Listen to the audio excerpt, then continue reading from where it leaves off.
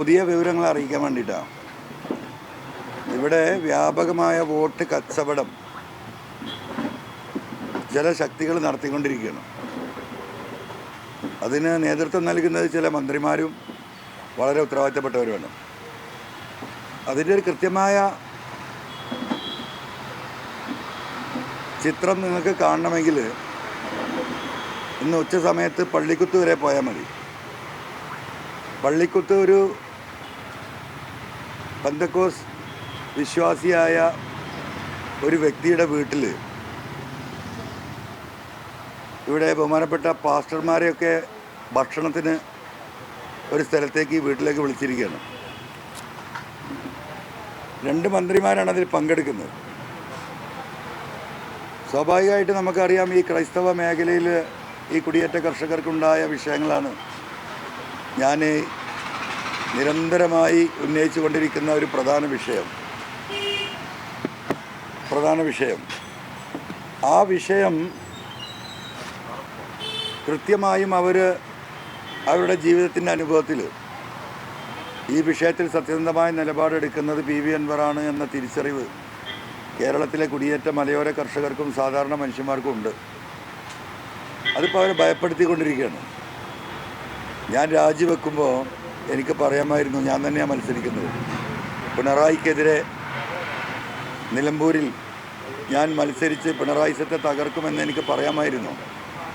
ഞാൻ നിരുപാധികം വിട്ടൊഴിഞ്ഞ് പോന്നവനാണ്. അപ്പോൾ ഞാൻ ആവശ്യപ്പെട്ടത് ഒരു മലയോര കുടിയേറ്റ കർഷകനെ ഇവിടെ സ്ഥാനാർത്ഥിയാക്കണമെന്നാണ്. അതാണല്ലോ ഈ വിഷമങ്ങൾ മുഴുവൻ ഉണ്ടാക്കിയത്.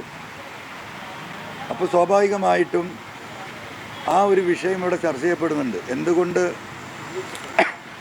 ജോയി തഴയപ്പെട്ടു? ഒരു ഗോഡ് ഫാദറും ഇല്ലാതെ ജോയി തഴയപ്പെടുന്നതിനുണ്ടായ കാരണങ്ങൾ സാധാരണ ജനങ്ങൾ ഇവിടെ ഡിസ്കസ് ചെയ്യുന്നുണ്ട്. നമുക്കറിയാം, ജോയി പെന്തക്കോസ് വിഭാഗത്തിൽപ്പെട്ടതാണ്. എനിക്ക് സത്യത്തിൽ അന്ന് അത് അറിയുമായിരുന്നില്ല. ഏത് വിഭാഗമാട്ടെ അദ്ദേഹം ഒരു കുടിയേറ്റ കർഷകൻ എന്ന ഒറ്റ കാരണം കൊണ്ടാണ് ഞാനത് പറഞ്ഞത്.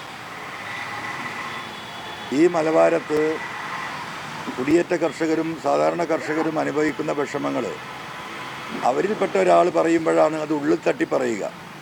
അത് മാത്രമായിരുന്നു എൻ്റെ ഉദ്ദേശം. അപ്പോൾ നമുക്കറിയാം, പെന്തക്കോസ് വിഭാഗം അവർ ഭയങ്കര വിശ്വാസികളാണ്.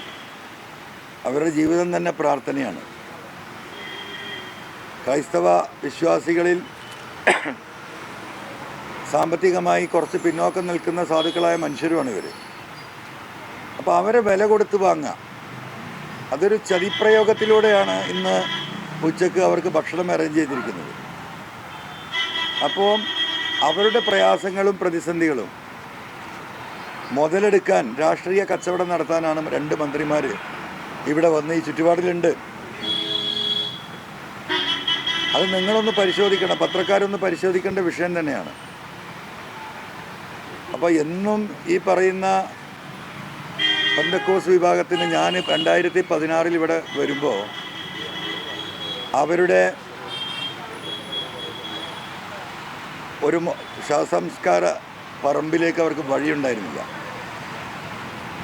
എത്രയോ കാലം അത് ആവശ്യപ്പെട്ടിട്ട് ഇതിന് മുമ്പുണ്ടായിരുന്ന ഭരണാധികാരികൾ അത് നടത്തി കൊടുത്തിട്ടില്ല. മരിച്ച വ്യക്തിയെ തോളിലേറ്റി ശവശരീരം കൊണ്ടുപോകാനുള്ളൊരു മോട്ടോർ സൈക്കിൾ കടന്നു പോകാനുള്ള വീതി ഉണ്ടായിരുന്നു. ഇവിടെ ഉമ്മറൊക്കെ ഇരിക്കുന്നുണ്ട്, വഴിക്കടവ് പഞ്ചായത്തിൽ നിന്നാണ്. ഉമ്മറിനറിയാം ഈ വിഷയമൊക്കെ. അദ്ദേഹം ഒരു പത്രമാധ്യമ പ്രവർത്തകനാണ്. കൊല്ലങ്ങളോളം ഒരു ബോഡി കൊണ്ടുപോകാൻ കഴിയാത്ത ആ വിഷയം ഞാൻ MLA ആയതിനു ശേഷമാണ് വലിയ രീതിയിൽ ഇടപെട്ടിട്ട് ആ പ്രശ്നം ഭരിച്ചത്. അതിന് ഒരുപാട് പ്രതിസന്ധി എനിക്ക് വ്യക്തിപരമായിട്ടുണ്ടായതാണ്.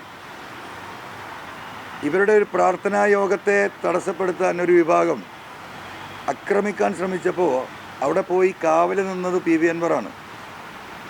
അതും ഈ പെന്തക്കോസ് സമുദായത്തിന് കൃത്യമായി അറിയുന്നതാണ്.